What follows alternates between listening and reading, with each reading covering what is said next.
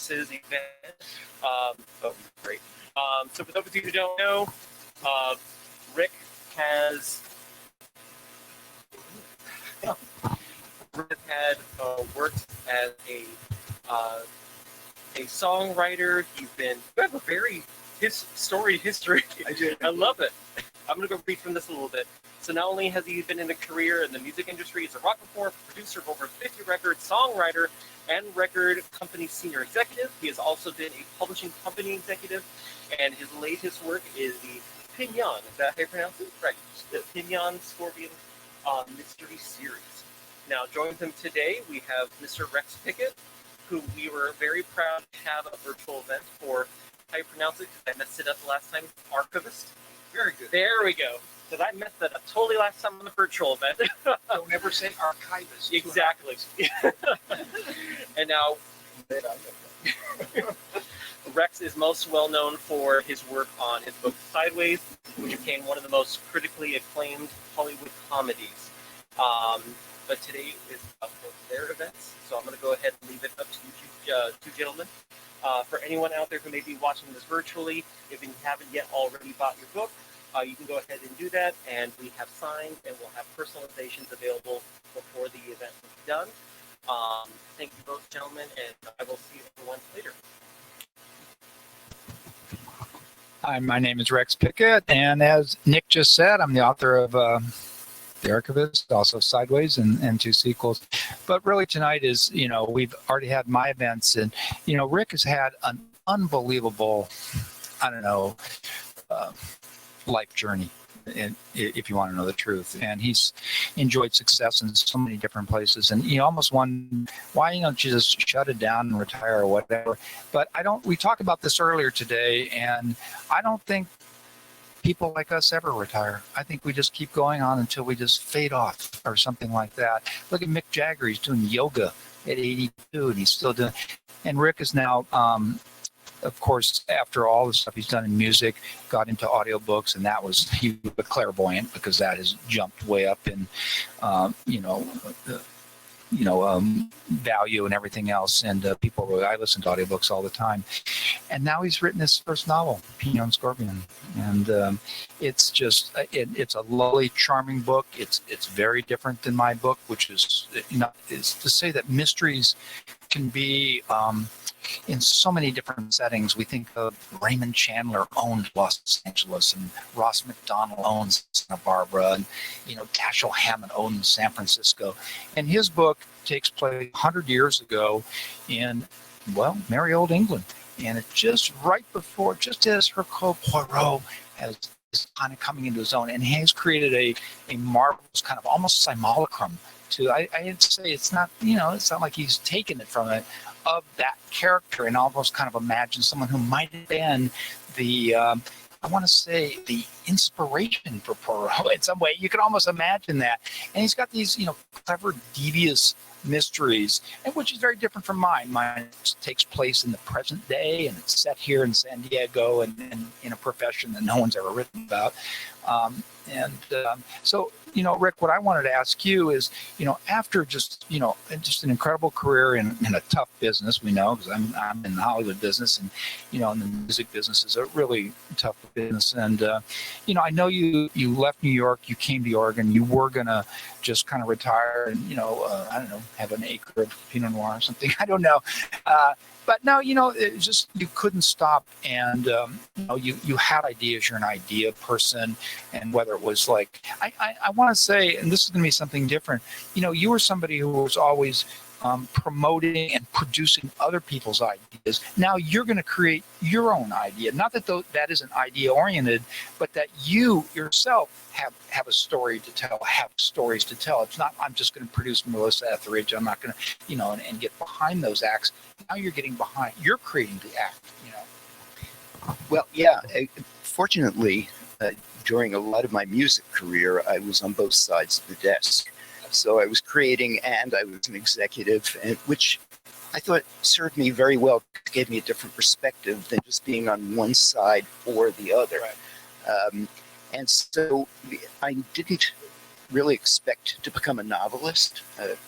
My whole life I've done writing, of some nature. I've done newspaper columns and magazine articles, and I wrote my first sports newspaper when I was 12 years old and sold the 4 carbon copies to my 4 closest neighbors. But it really wasn't until I retired from the music industry, moved to Oregon from New York City, and got bored. I was on boards, a board of directors of the Shakespeare Festival and the Film Festival and other things, and I still got bored because I had all this knowledge and energy that wasn't being tapped and utilized. And fortunately, my next door neighbor was a poet, and she was in a writing group. And we got to become friends after I moved there. And she said, well, you've written all this nonfiction your whole life. Why don't you just join the group and maybe try your hand at some short stories or something? And that's actually how I started writing fiction. And I started writing short stories for that group, that writing group. And Scorpion started as a short story that I wrote for the group. And they were very supportive and went, love the character, love this whole thing. This should become a novel. So quickly over the next 7 years, I finished the novel, and I wrote 2 others that were rejected. That's part of life. So be it. If you can't take rejection, don't be in the arts. And there you go. And I'll just tell a quick story and then hand it back to you. But so at the same time that all this was going on, a friend of ours who lives up in Portland, Oregon, Christopher, called me and my wife, and he said, I'm coming down to Ashland, Oregon, to license a property that I own to an audiobook company called Blackstone Audio. And while I'm there, can I stay with you? And we said, of course, good close friend. Well, it turns out that the property that Christopher was licensing Blackstone was Winnie the Pooh, which he happened to own all of the audio rights to. Christopher's great uncle was J.M. Barrie, who wrote Peter Pan. And I mean, he's comes from a theatrical and literary family. So he comes back from his meeting, and he did, in fact, license Blackstone Winnie the Pooh for audio. He comes back from his meeting and said, I told the owner and founder of Blackstone, Craig Black, about you and your wife, because my wife also was an executive in the music industry. And I told him that he should meet with you because you probably have experiences that no one else at Blackstone has. He could tap into you. And so Craig called us the next week, and we had lunch. And at the end of the lunch, Craig said, Christopher was right. I don't have the slightest idea what I'm going to do with the 2 of you, but I know I need what you've got. And he hired us as consultants, never retired, and I've been there ever since. And I really love the fact that I'm in the position to help other writers who deserve to have their works published be published and published by a company that actually does something and doesn't just throw them against the wall and see which ones stick. And at the same time, I'm just astounded that at 77, I'm a first-time novelist, and that's just very cool. And I want to be an inspiration to other seniors that, you're never too old. You're never too old to follow your dreams or try something new. Not until the day they put you in the ground. Well, they used to call the over 50 golf tour the senior tour, but they now call it the champion tour because they didn't like the word senior. So we're going to call you the champion of first novels or whatever. Talking about, rejection and did you, when you first started writing, when you were encouraged by that writing group, and a lot of people do start in writing groups or book clubs, and it's a great way to kind of get started. And there are stories here that we could talk about, a special one about a Pulitzer Prize winner, but this isn't about that. It could be whose novel was totally rejected, and then it got started in a book club. And next thing you know, it was rejected by every publisher. And suddenly, he got it published through a weird medical press, and he ended up winning the Pulitzer Prize. So think about that. Or, I've told my story many times. Steve here has heard it many times. I had 250 rejections on Sideways. My ex-wife told me to burn it, and she's the chair of NYU School of Art Graduate Film, so I'm not sure if she's qualified. No, I hope she's not watching. No, she is. She's brilliant professor, but maybe not so much in terms of work. So, rejection is kind of my middle name, and you have to just kind of keep persevering. I think in Rick's case, he probably could have taken the rejection if it had been like that, and he already had a successful career in many ways, but he's still, this is what he wanted to do, and he's not going to, as I've said many times, no criticism is above criticism itself. Just because somebody says it doesn't make it so. He just kept persevering. But in those groups, were you drawn initially? Were the short stories mysteries? Were they always mysteries, or were you writing other kinds of stories and then you evolved it? Actually, I started with humor, and then I wrote magical realism. Then I wrote science fiction, and then I ended up with mystery, and I found that I wrote mystery better than any of the other genres, which is why this got published and the others didn't. But that's kind of what I did. Yeah, I mean, when I was telling Rick earlier, because I've got Rick, he's my publisher, and this is the first time we've met in person, and I was talking about all the rejection stories on Sideways, and really when I wrote that, I was nowhere. I mean, literally nowhere, and Steve knows it better than anybody. And I thought, my character is written in first person from the standpoint of Miles Paul Giamatti, was in a state of despair, but the only way I could sell despair if I made it funny. So I'm with you with humor. I started with bitterness and despair, and then I went, I found that, humor was a way of leavening that in some ways. But, as you kind of came through these different genres, you were sort of trying them out, and because it's really about finding your voice. It's not, I'm one of the ones who believes in actually, and don't take this wrong, people, but I believe in quantity over quality. I think quality can come back to you, or you can evolve into quality. But if you sit in here and you're just going to spend all day or a week on one page, I want you to find your voice. And this is, I think Rick is a good example here of somebody who has wanted to write. He had that burning desire. He's not telling you that his father read a book every night, that he grew up in a very literary background. And this is, I grew up with a dad who sold laundromats. So, it was a struggle for me to find my way to literature. But I did through the help of the University of California in San Diego. Thank you very much up there. But you were trying to find your voice through that, I think, and that's what I would encourage people to do. Keep writing, because every time you knock open a door, you'll see 2 or 3 other doors, and you'll see another door to knock open. But if you don't knock open the first door, you won't see the next 2 or 3. And here's a gentleman.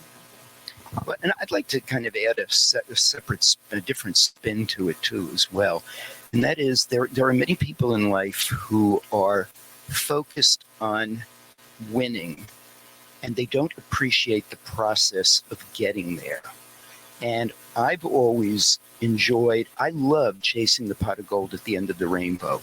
But the chase, to me, is as much fun. And in my life, I've found the pot of gold. I mean, I've produced Grammy-nominated records and hit records. And I've also had companies that I started that were total busts. But in every single instance, I enjoyed what I was doing, and I enjoyed the thrill of the chase. And that's, I think, what people need to do is enjoy what they're doing and chase your rainbows.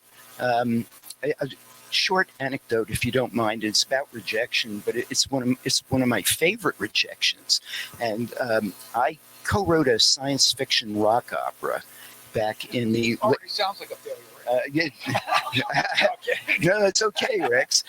Back in the late 60s, early 70s with a bandmate of mine. And we had phenomenal representation. A man named Sid Bernstein represented us. He managed the project. Sid brought the Beatles and the Rolling Stones to the U.S. I mean, he was a big deal in the music industry. And he got Leonard Bernstein's producer, John McClure, to produce demonstration records. And Sid was sure that this was going to be made into a Broadway play, and it was going to be a huge hit record.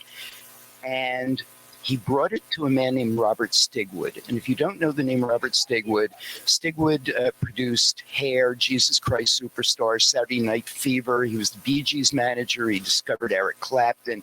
I mean, the list goes on. RSO Records, which huge. Okay.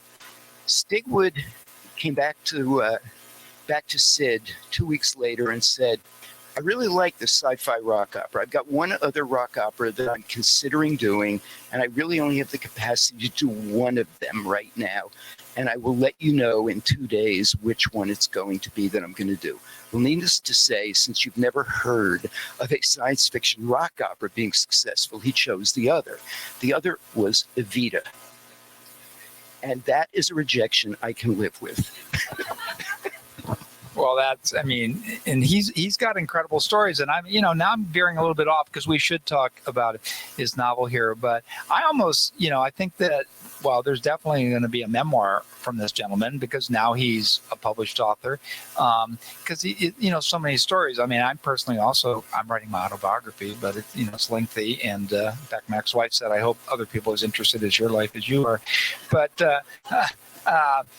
he just, has lived such a fascinating life. And so he, chose to go into this genre and chose to go back to a time because he has a real love of this genre of mystery, which is not my, I've read Agatha Christie and others, but he has a real love for it. And I think, that he would, the great writer William Burroughs, who probably wouldn't get published today, by the way, once said, if there was nobody left on the planet, would you write? And he said, yes, of course I would, because it's the only way I know myself. And I think it's the same way the imagination is something that needs to be continually to be fertilized in a way. It needs to be, worked, it needs to be used. And it is a way of holding a mirror up to yourself. And I think through these characters and going back, whatever, it's a way for Rick to get inside himself and get out of, who he is in some ways. I think we use fiction to deal with problems, and we use fiction to, hold up like a mirror to ourselves and to the world. And I think it's also can be escapist in a good way. And so I'm wondering, you're going to continue to do, because I know you've written book 2 of the series. Are you feel like you're just going to keep going through that, or do you see other, like for instance, an autobiography or maybe another type of work? I don't know. I have, and I think I'm going to stay in mystery. I've started my memoir, and I hope at some point it would get published. But I think I will stay with mystery. I have written the second book; it's being turned in next week, and I've even started writing the third book. I'm a pantser. I don't plot books out. They just play in my brain, and I capture whatever I see playing like a movie. And, that's how Scorpion came. And so I can't stop those thoughts from happening, nor do I want them to stop happening. So to me, now, in terms of, am I going to write something else? I am fortunate in that I have a short story mystery, contemporary, that I've written that is coming out in a short story anthology in May called Hotel California. And it's the first book in a series called Music and Murder, or Music and Mystery, from Blackstone also. And there's a new Jack Reacher story in that book. Heather Graham, Amanda Fowler, Farrell Coleman, John Gilstrap, many, Jennifer Dornbush, many of different authors have stories in the book. And I have one about a New York City hitman, contemporary, who it turns out has a hit on his life, and he escapes to Hawaii.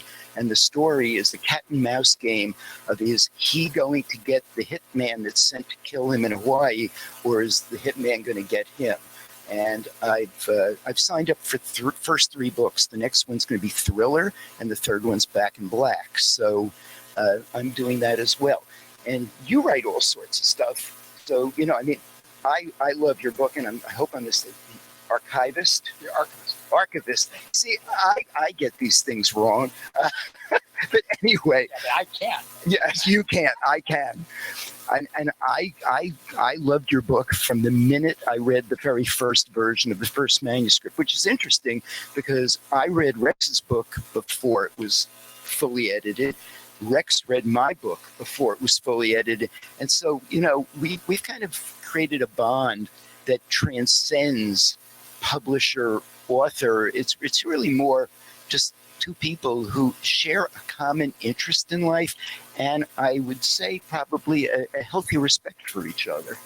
Yeah, I mean, a lot of people have heard this story before, and I'll be very brief. You know, Sideways was turned down by everybody in the world, and I sold it for $5,000 right before the movie came out.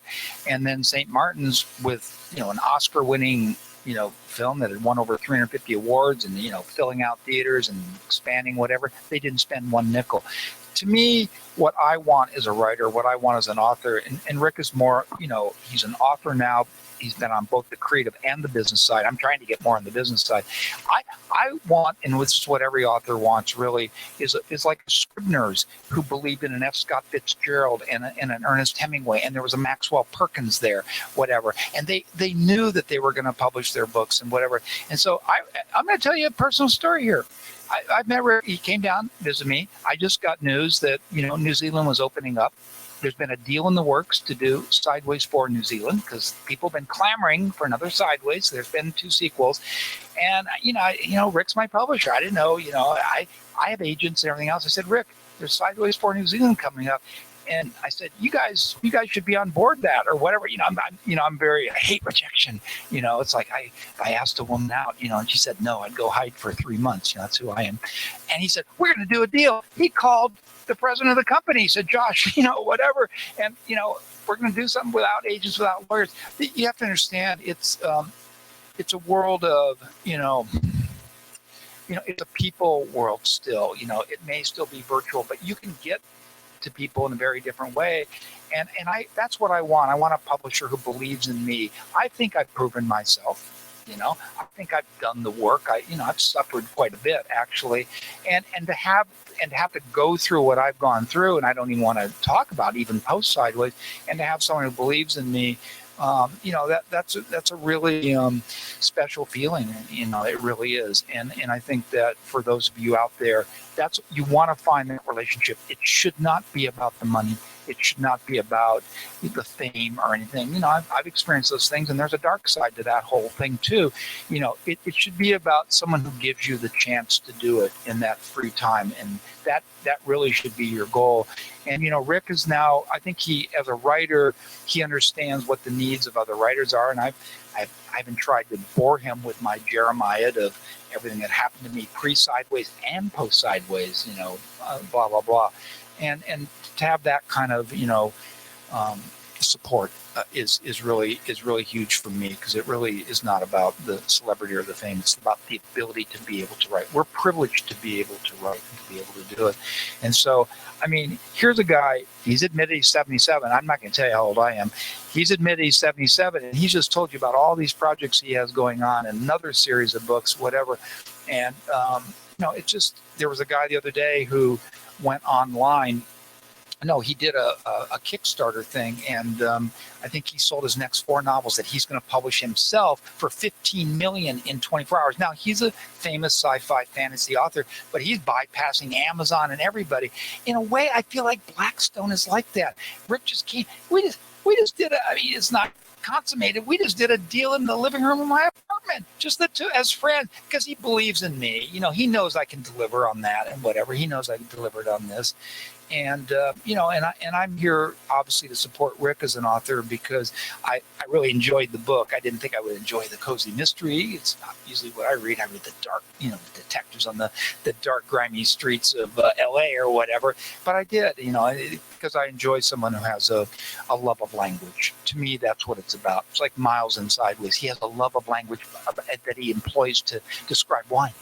And that has made the wine world, you know, and Rick has a real love of language of that time and everything else. And I would say to you, my question after I've gone on this long, you know, sidewind, you know, stem winder here, is, you know, growing up, because I worry about the youth online and not having that same love of language that we get with reading books. Nothing has really replaced me. I don't want to sound like some, you know, old boomer here, but, you know, nothing's right. You grew up with books, you know, and always has been with you, and you've been on both sides, but it's never really, that love has never left you. I know that you still read a lot, and I would encourage anyone out there when I'm writing the archives, I'm only writing 3 hours a day, but at night I read 2 hours, because we steal verbs.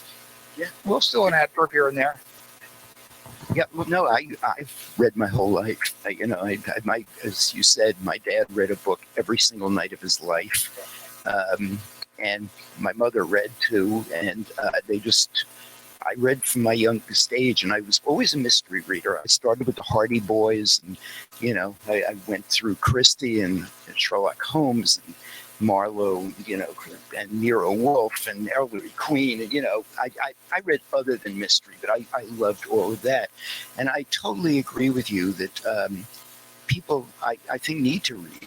I just think it's an important part of humanity, if you will, to read and learn. And I must say, I have never met anybody that is as much of a wordsmith as you are. I mean, I know you said that I do language well, but I'm a piker compared to you, Rex. Trust me, you really have a command of this language second to nobody I've ever met. And I mean that as a total compliment. One thing I do want to say, because you were talking about cozy mystery, and then I'm going to ask you the question of what are you most proud of with your book? But one of the things that I'm most proud of is that people who are reading my book are telling me that in these stressful times, with everything that's going on socio-politically in the world and in the country, that this book takes them back to a kinder, gentler Downton Abbey era and transports them away for however long they're reading it, and it de-stresses them. And I write to entertain myself, but I write to entertain people. I don't know that I necessarily believe that I'm educating people, although I try to research my books so that whatever real life things are in there are accurate. But I really want people to escape. I don't want blood and guts. I want people to have an escape. That's kind of what I'm most proud of. What about you with your book? Well, I mean, I do come at it from, I read a lot of different kinds of stuff. I probably read more literary fiction, but for me, I write from a very personal place. All my Sideways books are written in first person, and this book is actually two stories, really, in some ways, and one of them is both women characters, and one is written in first person. So again, I write more as a personal exorcism. So I'm with him. I'm with him as literature can be a way to, escape and to, not think about things, because we're so inundated with it in the news and the media. They think we should be up on everything 24/7, 365. And I'm getting sick of it. In my case, this is a very personal book to me. I grew up down here. I went to the University of California, San Diego. The library at Geisel Library is a main character in here. My archivist, who I shouldn't say my archivist, she would hate me for saying that, but who processed my papers. She says I'm the archivist of other people too, but she was the inspiration for the book, and it took me into a world that we don't see. It's mysteries is really mostly, it's cops, it's FBI profilers, it's serial killers today. I took it to another place. I take those kinds of risks, but for me, it is a kind of a personal exorcism of things. There is a character who is sort of me in here, and Sideways was definitely a way of just, going inside myself and just letting it, exposing myself. I'm not afraid to do that. I'm not afraid to bare my soul in a way, and I've taken hits for it. On the other hand, I feel like, for me, what I'm trying to do is find a really deeper truth. I'm trying to dig to a really, almost an emotion. I'm trying to find an emotional truth, and it's a hard thing to do because, when you're rejected and you've just written a cop novel or something, I just wrote a cop novel or a screenplay, but when you write something that's you, that's personal, and then you're rejected, they're rejecting you, and that's much harder. So I go there, but maybe if I hadn't had the success of Sideways, I might be writing other kinds of stuff, because I would always be writing, and I have written a lot of screenplays. I've also made a couple of movies, but because I had that success with Sideways, for me, going to the personal is where I want to go. But you still have to find story. It can't just be free associative. It can't just be stream of consciousness. I don't want to do that. I still want to give you a story. I still want you to have, and I'm saying this to everyone out there listening, don't exclude the reader. Rick doesn't exclude the reader. Keep get them emotionally invested in the characters, whether they're drawn from personal or whether they're just completely, fictional and born pullulating from this guy's perfervid imagination. See, there I am using, my reuse of polysyllabics, my use of lexicological arcana. No, but whatever that is that we're trying to find, some sort of, at least I'm trying to find some sort of, emotional truth. And because Sideways is still here with us today, is because it still resonates on some level. And why is that? And people tell me it's because he just feels so real to me in some ways. But then why are the great mysteries of Hammett and Christie? Because they're so beautifully plotted, and they're just, the characters are so wonderfully colorful in some ways. Whereas a lot of other kind of writing, just you read it and you think, wow, there's some good lines in there, but I don't remember it. I want, it's stuff, because I grew up with a lot of postmodernism and stuff, and I can name some big names right here that would shock people. I couldn't read their novels again. Samuel Beckett. What do we remember? We remember Waiting for Godot. These two powerful. That one person said about Sideways, they're the Vladimir and Estragon of wine. I always loved that one. But I actually remember Dickens and Dostoevsky because the characters were so strong, or even Jane Austen or something. But maybe some of the others I don't. So I'm looking for character. I'm looking then to put myself personally inside and to draw on personal things. And I'm willing to risk that. And I recommend that if you're willing to go there, go there. But if you're not, at least try to make the characters three-dimensional and make us feel invested in them. Because if we're invested in them, then we will go with your story. If you can invest us in the characters, and Rick has done that, wonderfully in Pino and Scorpion, and I tried to do it, because I went to a very personal place. So, the question I have for you, I'll give you my answer, and then I'll ask you the question for you. And the question is, who's your favorite character in the book? Okay, and for me, my favorite character is the bookstore owner, Thelma Smith. I just love that she is a strong woman who is a leader of the suffragette movement of that era, and that she's brilliant and doesn't take crap from anyone, if you will. She competes in an era when competition of that nature was not really what was happening. And I just personally, I don't know. I don't know where she came from in my brain, but I just love her as a character. What about in your book? Oh, in my book, because in your, I would say the titular, character is quite a dapper, interesting person. Actually, for me, there's two stories. There's a young project archivist who comes to take over the processing of the papers of a famous author who's married to a very wealthy woman, and her predecessor had died in a supposed accidental drowning. And we go back in time to that story when the young project archivist finds a treasure trove of love letters between her predecessor and the famous author. They were having an affair, both married, whatever.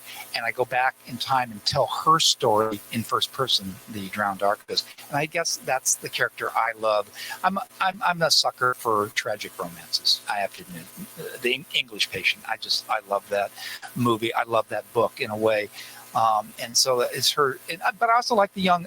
It's funny because I've never really the women characters in Sideways who have grown much bigger in Sideways the musical and in the play. They're much bigger than they are in the book. But it features four main women characters who are kind of circumambulating and all vying for the soul of this novelist, but they're really the strong characters. And I feel proud that I pulled off at least, and I only worked with women. I only had women editors. I had women, reading the book and whatever. Anything I say that, doesn't feel right to you. And archivists were very, very involved in the book. But I think it's that woman character, Nadia, who died. She gave up her life, for this man.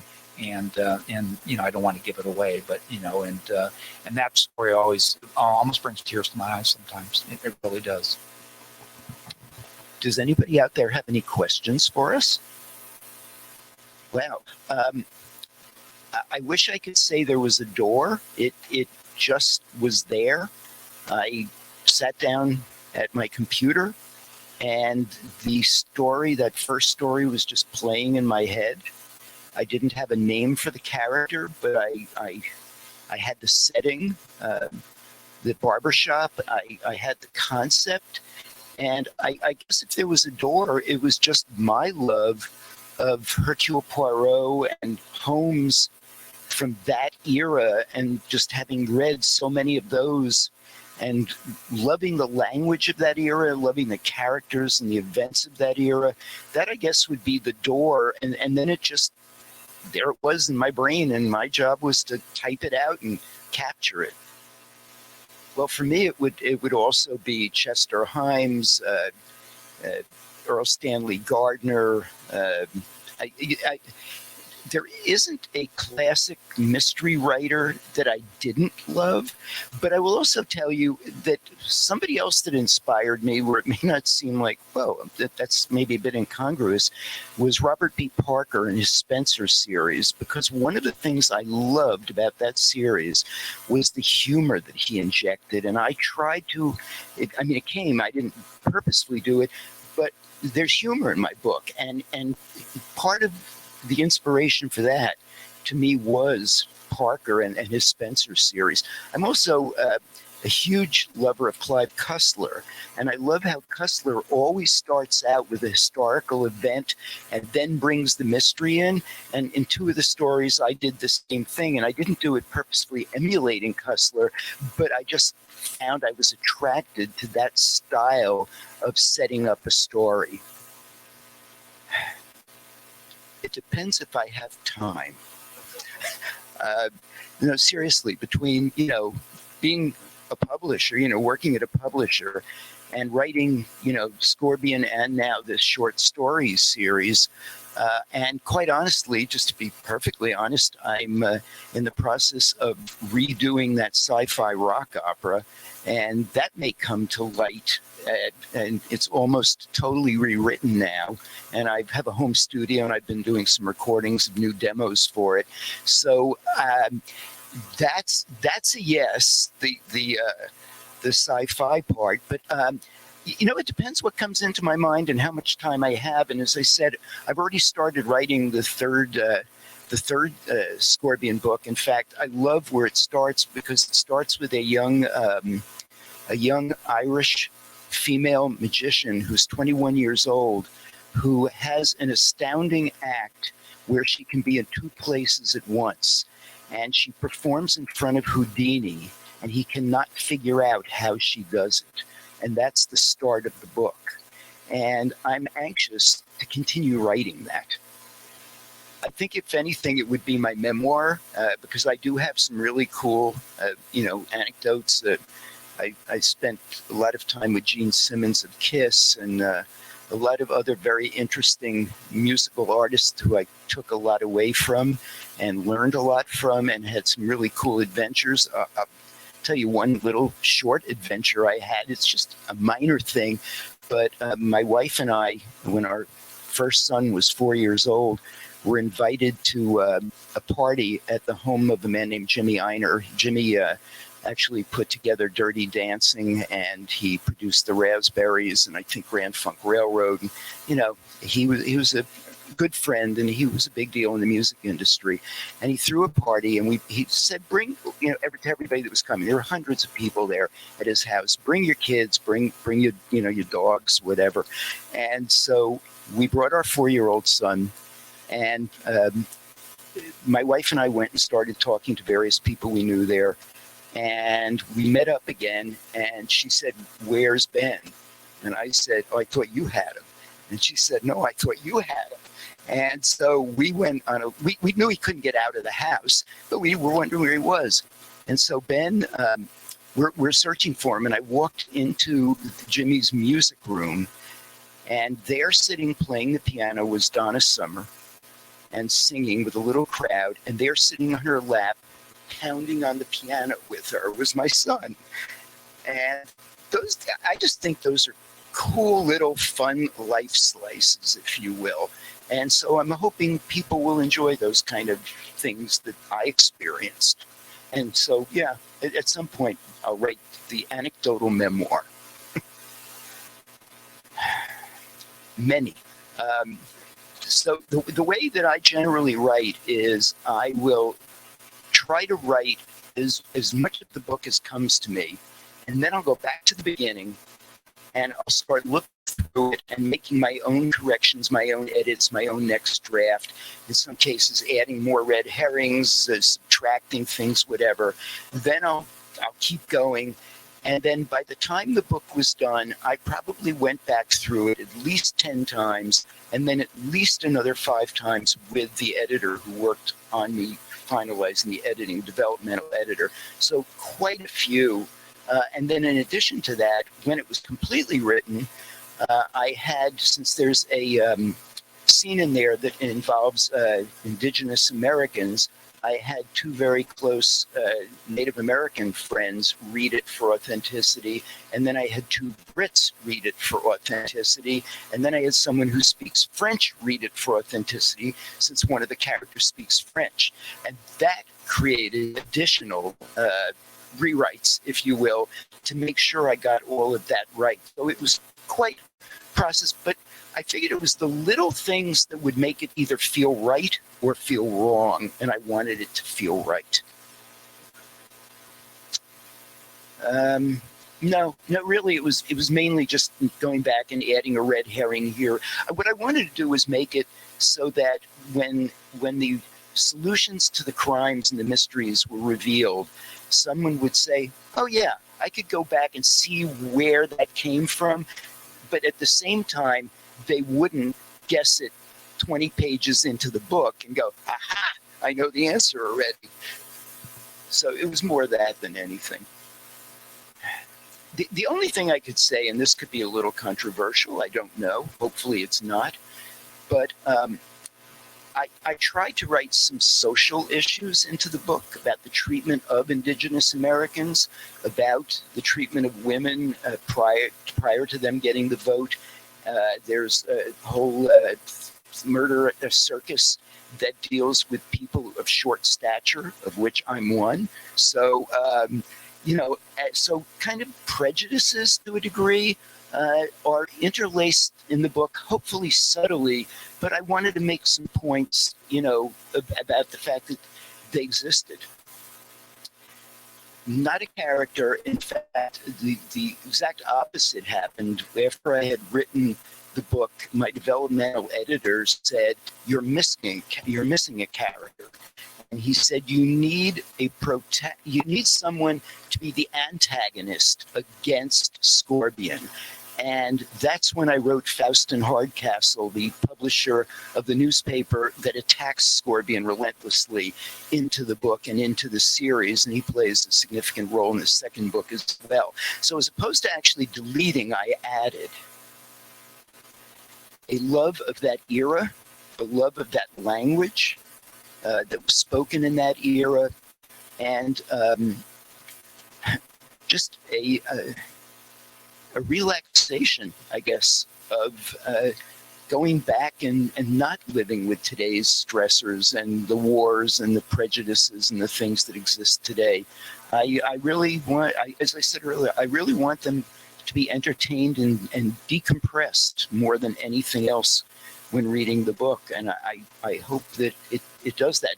I'll tell you, one of the things that's very pleasing to me is I take Pilates, and my Pilates teacher, I gave her a copy of the book, and she read it, and her 15-year-old son took it and read it after she did.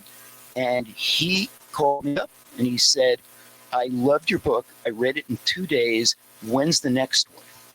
And for a 15-year-old to say that to me, it made me smile. I mean, there's not a lot of found language. If there is, it's in French.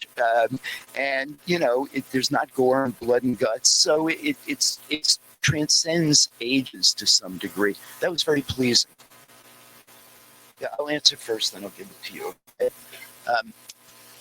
And writers write. That's what they do. And so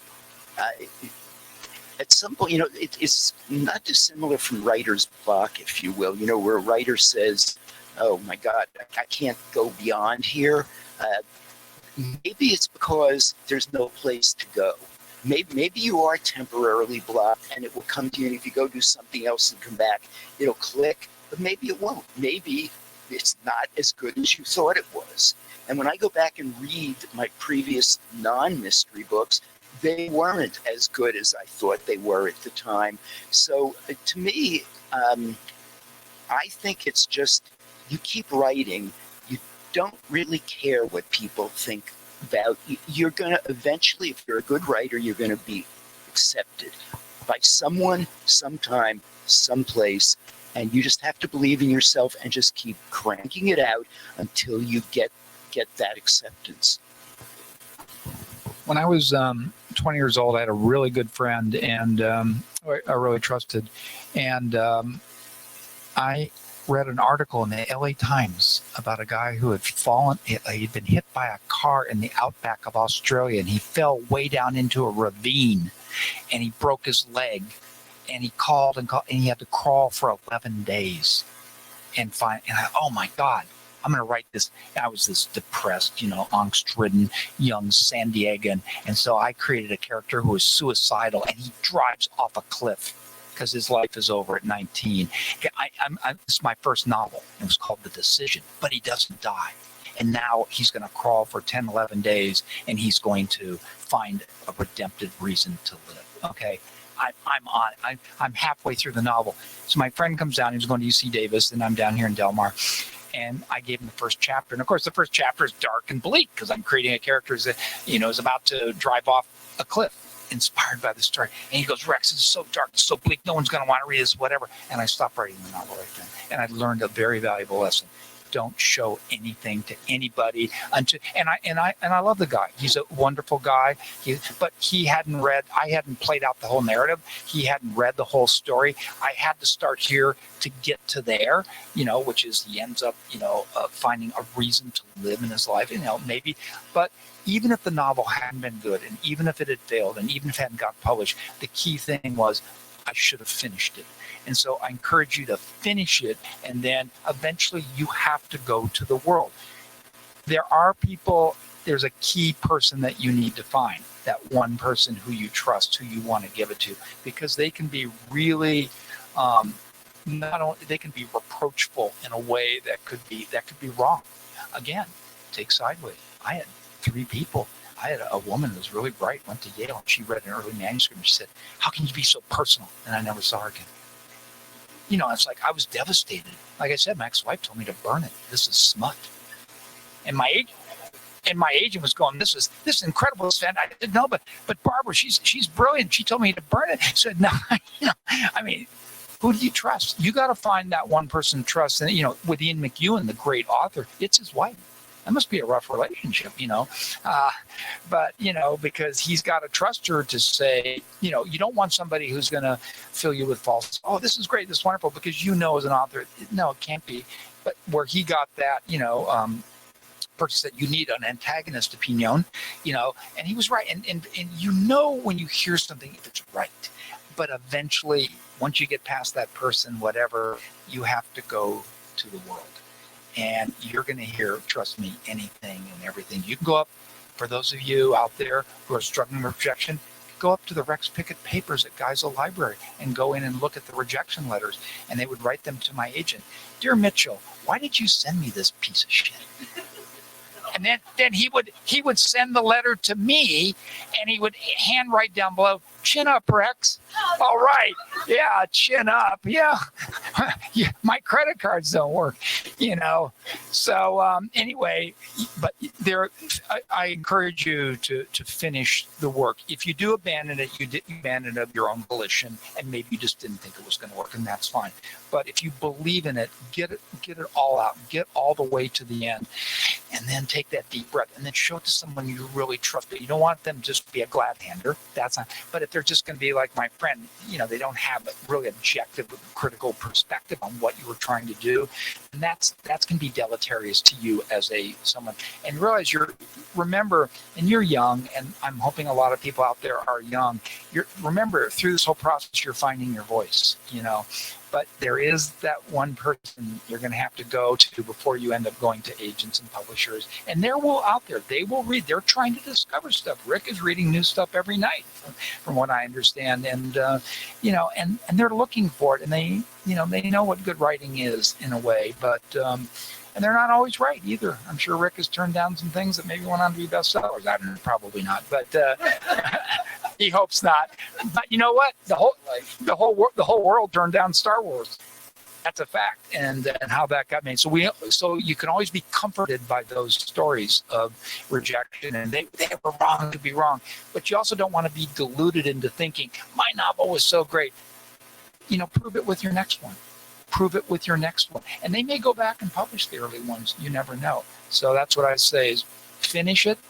Be careful who you show to that first person. You want them to be, have an intelligent, perspective on what you're doing and what you're trying to create. And if they don't, you need to leave them.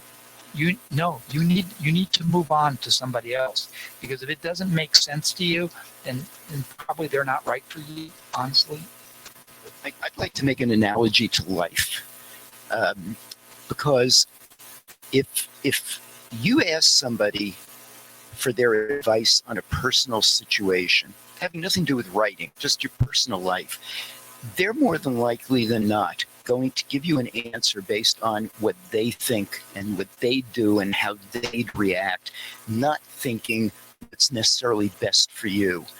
And I think it's no different with writing, that if you're showing something at its early stages to someone who isn't really, I don't know if the word's professional or has a sense of anything other than their own emotional reaction to what you've written.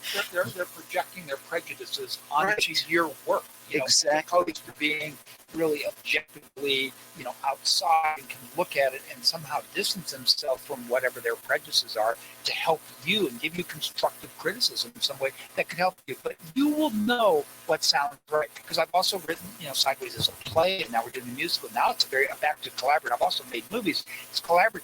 When you hear something that's right, everyone in the room just kind of knows it. You just know that was the right idea, And when someone said, I think it was my editor, Peggy, said, I think the Nadia story should be written in first person. I thought, you know what, she's right. And so I had, it took me a week or 2 weeks or whatever. Sometimes you just know what's right.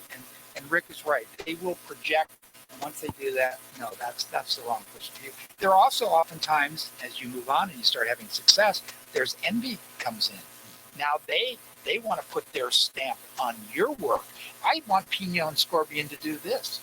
Hey, why doesn't Miles go over here and do this, Sideways or whatever? So now they, their frustration, their creative frustrations is coming out. And I found that too. So that's the other side.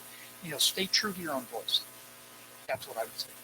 Yeah, and the one other thing I would add is, as an aspiring writer, speaking to aspiring writers, have a pretty clear idea of what your goal is. Because if you want to make a career out of writing, and that's what you want to do, and you don't want to have side jobs, and you don't want writing to be your side job, you want to be a writer, then you should be looking at what path you're taking, whether you want to be a very successful self-published writer, but what it's going to take to do that, or do you need to get an agent and be traditionally published, or do you just want to get your work out there, have it be a vanity project? There's nothing wrong with that if that's your goal, but you need to have a clear idea of what your goal is and then pursue the path that will get you to your goal, and they're not all the same paths.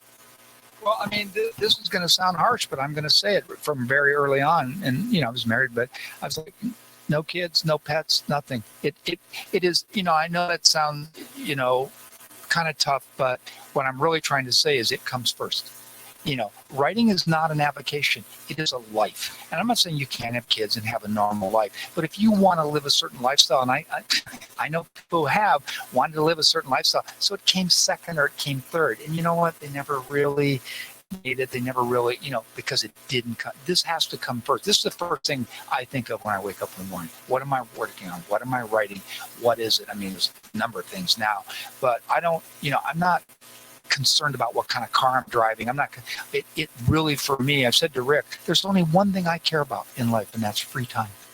That's all I care about. So you need to do what you have to do to get that free time. And I'm not saying you have to necessarily live in a hovel, or like me, get, my credit card decline at Baja Fresh for a $6.25, enchilada special, which happened to me right before Alexander Payne called and said, I want to make Sideways, and that's a true story.